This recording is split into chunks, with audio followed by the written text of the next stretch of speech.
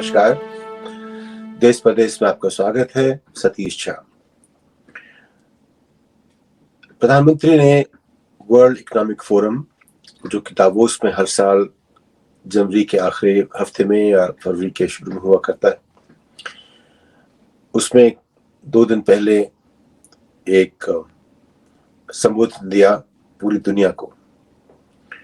World economic forum के संस्थापक और अध्यक्ष क्लाउस श्वाब, जिन्होंने इसकी स्थापना की थी करीब 50 बरस पहले प्रधानमंत्री फ्रांस के साथ रेमंड बार के साथ मिलके, अपने आप में एक ऐसा संस्थान बन गया है कि जहां सभी लोग जिनका रिश्ता विश्व से है, अर्थव्यवस्था से है, किसी भी तरह की प्रगति से है, विकास से है, वो सब जुड़ना चाहते हैं। एक अंदाज लगाइएगा, इसमें जाने के लिए लोग, जो बड़ी बड़ी कंपनियों के लोग हैं, 2-2 करोड़ रुपए देते हैं एक एक व्यक्ति के लिए। इसकी अपनी एक भूमिका बनती चली गई है। इसका अपना दुनिया से जुड़ने में, निवेश से जुड़ने में, उद्योगपतियों से और तमाम तरह के लोगों से जुड़ने में, अपनी आवाज़ हर जगह पहुंचाने में उसकी एक अलग भूमिका है।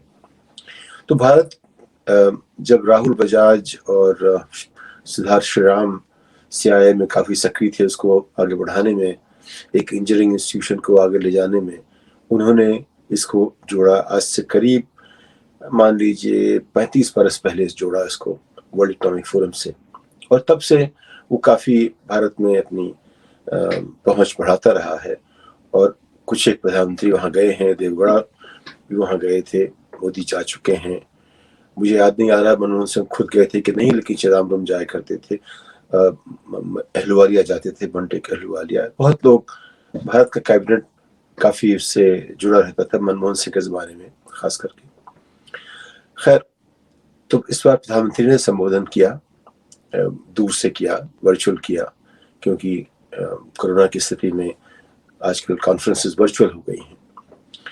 उसमें जो उन्होंने बातें कही उन पे बाद में आएंगे, लेकिन उनकी जो चर्चा हुई है देश में, वो इस बात पर नहीं कि उन्होंने क्या कहा, बल्कि इस बात पर कि वो क्या बिना किसी प्रॉम्प्टिंग के, टेलीप्रॉम्प्टर के, बिना कोई उनके कान में बोले कोई बात कह सकते हैं या नहीं। और हम आपको इसकी क्लिप दिखा देंगे।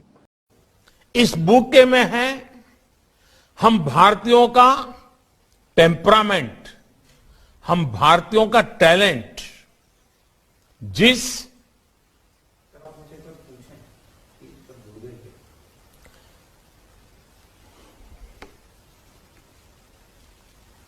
क्लास अब ठीक से सुना रहा है? I hear you, Mr. President. और हमारा Hear you very interpreter well. की आवाज भी पहुंच रही है सबको?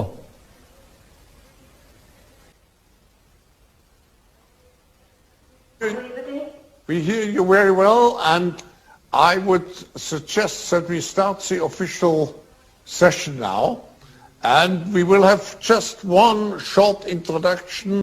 जिसकी बहुत चर्चा हो रही है और सब लोग सोशल मीडिया पर से बांट रहे हैं कि जैसे एकाएक कनेक्शन टूटता है तो प्रधानमंत्री अपनी बात कह नहीं पाते।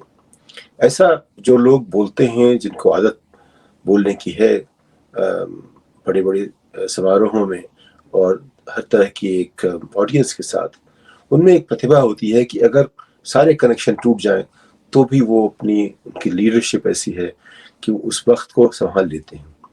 लेकिन करीब 1.5 मिनट तक लगा कि वो हम बेकाबू हो गए थे। प्रधानमंत्री की बात नहीं जा पा रही थी।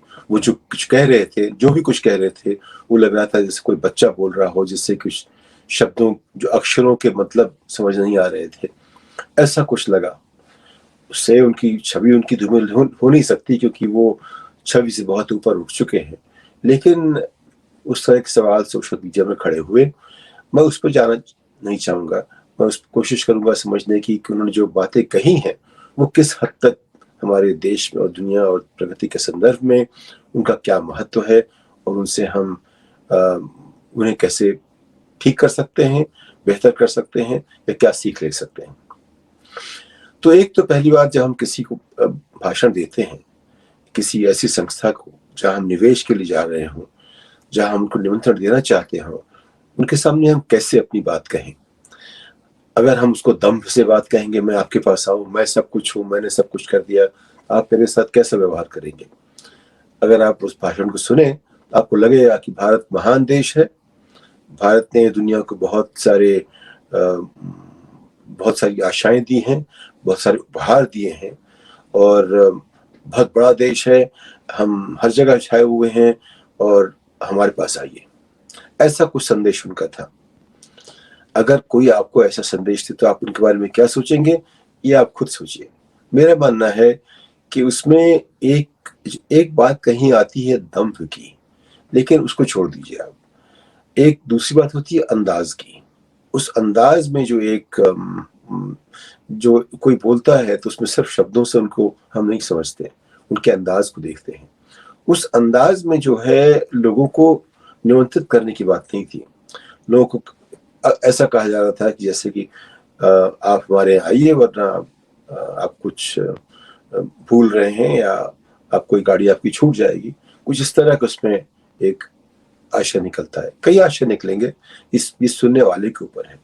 जो मुझे लगा, इसी बात को अलग तरह से कह सकते थे कि हमने 7 साल में 8 साल में इतनी तरक्की की है, 70 साल में यहाँ पहुंचे हैं, हमारे नियम इस तरह आसान हो गए हैं, और हमारी ज़रूरतें इस तरह की हैं, और संभावनाएं इस तरह की हैं। इसमें हमने जो तरक्की की है उसमें हम सबके साथ जुड़ना चाहते हैं। जो भी एक वो तरीका होता बहन कहने का।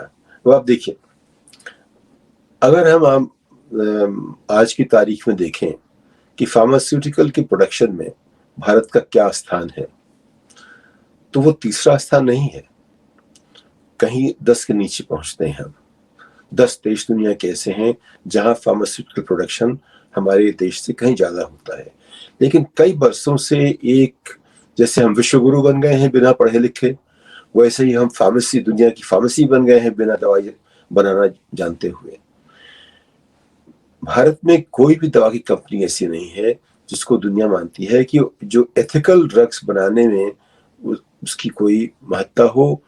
2-4 कंपनियां जो काम कर रही हैं, और जब मैं देखता हूँ डॉक्टर अंजी रेड्डी लैब, मुझे याद है जिस दिन अंजी रेड्डी मेरे पास आए थे, तब उस संस्था का नाम हिंदुस्तान के बाहर नहीं था, और उन्होंने मुझसे पूछा कि क्या करना चाहिए। मैं उनको रास्ता दिखाया, वो भेजा उनको जिन लोगों को मैं जानता था यूरोप में जो अध्यक्ष थे फार्मास्यूटिकल कंपनियों के पास भेजा।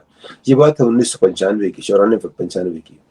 उसके बाद अंजी रेड्डी, उससे जो एक दिन भर हमारी बात चली, करीब 12 घंटे तक, उसके बाद चले गए वो हमारी बात सुन के यूरोप। वो कंपनी भारत की नास्डैक में लिस्ट होने वाली शायद पहली कंपनी थी, डॉक्टर रेड्डीज लैब। उन्होंने काफी प्रगति की है। उनकी कहानी जब फार्मास्यूटिकल की बात करते हैं तो कुछ ऐसी है कि उसमें कुछ सवाल भी हैं, कुछ अच्छाइयां भी हैं, तमाम तरह की, जैसे कि जीवन है उसमें सब कुछ ही है। कई कंपनियां हैं, लुपिन, सिप्ला, कडिला, कई हमारे पुराने परिचित दोस्त फार्मास्यूटिकल इंडस्ट्री के रेनबैक्सी, इन सब ने बहुत कुछ काम किया है। लेकिन ये लोग अग्रणी फार्मास्यूटिकल कंपनियां नहीं हैं दुनिया की। दुनिया में फार्मास्यूटिकल कंपनियों में जो टॉप 100 हैं, उनमें ये लोग जेनेरिक्स बनाते हैं। जो दवाइयां विदेश में बन के पेटेंट जिनका खत्म हो चुका है, उनको रिवर्स इंजीनियर करके करते हैं। एक आध उनकी नई दवाइयां बना रखी उन्होंने, या वो कुछ सोल्यूशन जोड़ते रहते हैं कि एक दवाई से दूसरी दवाई मिला के जो कुछ कंपाउंड बना लिए, ऐसा कुछ करते हैं। लेकिन जो ओरिजिनल रिसर्च डेवलपमेंट है, जो शोध है, उसके आधार पे जो मॉलिक्यूल्स निकालने पड़ते हैं, उसका खर्चा आज की तारीख में विदेशों में, जिसको FDA अप्रूव करती है, वो $3 बिलियन से, यानी कि करीब 20,000 करोड़ से कम नहीं पड़ता एक दवा बनाने का। उतनी जो हैसियत है भारत की कंपनियों में अभी भी शायद नहीं है। एक आध लोग कर लेते हैं, एक आध कंपनियां कर चुकी हैं, वो अच्छी बात है, वो एक सिलसिला शुरू हुआ है। लेकिन अगर हम कहें कि फार्मेसी बनना चाहते हैं, तो उस रास्ते में हम अभी दर्जा 2, 3, 4 में पढ़ रहे हैं, जबकि हमें PhD करनी है। उस तरह से देखिए, तो हमें कहना कि हम दुनिया की फार्मेसी बन चुके हैं, वो कुछ अजीब सा लगता है। तो हम फार्मास्यूटिकल प्रोडक्शन में नंबर 3 नहीं है, हम नंबर 3 है, और हम फार्मेसी दुनिया के नहीं हैं, या उतनी ही फार्मेसी हम दुनिया के हैं जितने कि हम विश्व गुरु भी हैं। तो एक तो ये हुआ। उसके साथ जो हम कह सकते हैं, गर्व से कह सकते हैं कि हमने 160 करोड़ टीके लगाए। लेकिन ये टीके हमने, ठीक है, उसमें कुछ हिस्सा जो भारत बायोटेक ने बनाया होगा वो हमारा अपना है, लेकिन ज्यादातर जो लगा था वो सब बाहर का है। और वो हमने मैन्युफैक्चर किया, हमने ईजाद नहीं किया। और हम ईजाद करने में और मैन्युफैक्चर करने में बड़ा फर्क है। जैसे आज की तारीख में भी जो विकास का इंजन है, जो टेक्नोलॉजी की जो जगह जहाँ टेक्नोलॉजी की ईजाद होती है, अभी भी सिलिकॉन वैली है। वो चाहे उसकी जो प्रोडक्ट बने, चाहे चाइना में बने। लेकिन अगर अमेरिकी अर्थव्यवस्था आज की तारीख में $25 ट्रिलियन के आसपास है और चीन की उसकी आधी 12 के आसपास है और भारत की कुल 2-2.5 के आसपास है, उसकी वजह यही है कि ईजाद अमेरिका में होता है, बनता चाइना में है और कंजम्पशन दुनिया भर में होता है। तो जो लोग ईजाद करते हैं वो आगे रहते हैं, जो बनाते हैं उससे बहुत पीछे रहते हैं। दोनों के बीच में 3-4 पीढ़ी का फर्क होता है। तो अगर हम ईजाद करने की बात करें किसी चीज को, तो हम उसमें हमारा नाम नहीं आता किसी भी तरह से। आज की तारीख में सबसे मैं सवाल पूछता हूँ, 75 बरस में हमने क्या ईजाद किया है जिसको दुनिया कहती है कि हमने ईजाद किया? हमारा एक छोटा सा आग्रह सबसे है, अगर मैं विद्यार्थी हूँ तो मैं अपनी परीक्षा खुद नहीं पास करूंगा। अगर मैं प्रगति कर रहा हूँ तो हमारी प्रगति की जो तरक्की या रेटिंग है कोई और करेगा। चाहे अमेरिका में भी हो, स्टॉक जो ट्रेडिंग जो होती है, उसकी रेटिंग्स होती हैं, वो कंपनी खुद नहीं देती, दूसरे लोग देते हैं। तो हमें जो एक्सटर्नल रेफरेंसिंग के दूसरे लोग बताएं कि हमने क्या किया, इसको मानना पड़ेगा। ये नहीं कि हमने खुद कर दिया। ये कह सकते हैं कि हमने ये कोशिश की, हमने वो कोशिश की, हमें लगता है हम यहाँ पहुंचे, हम वहां पहुंचे। अब आप बताइए कि हम कहाँ पहुंचे, ये बात दुनिया तय करेगी। तो फार्मास्यूटिकल्स में हम फार्मेसी दुनिया के नहीं है।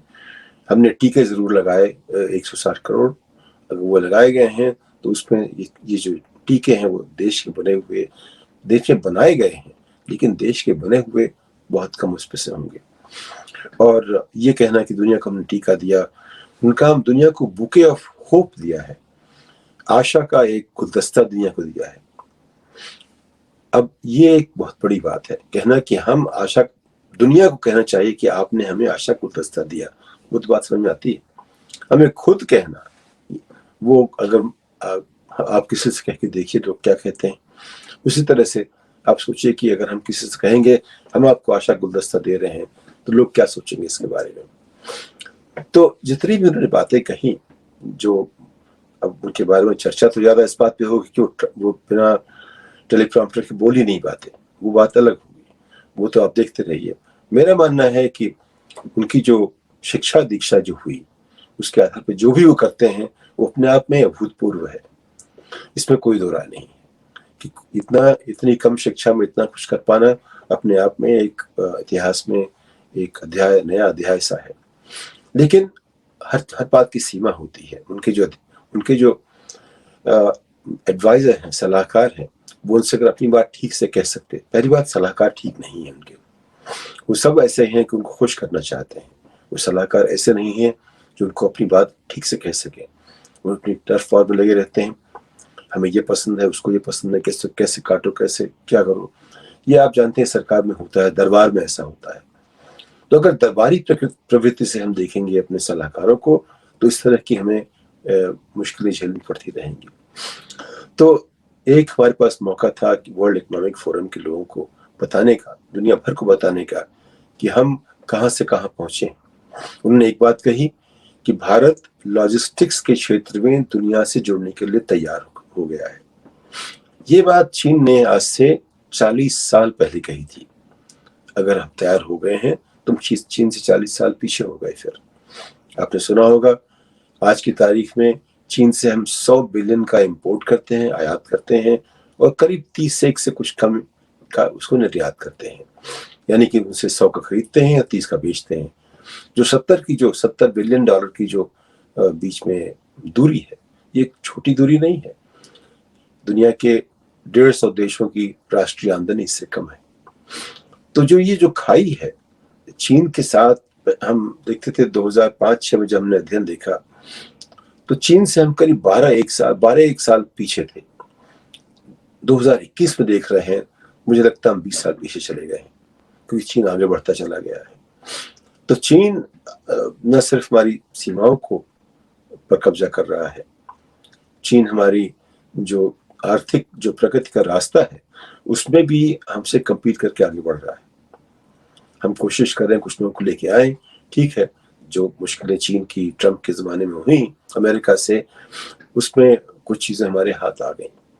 तो उसकी वजह है एक अंतर्राष्ट्रीय जो संतुलन है व्यापार का, उसमें कभी कभार कुछ चीज़ें हमारे हिस्से में आ जाएंगी।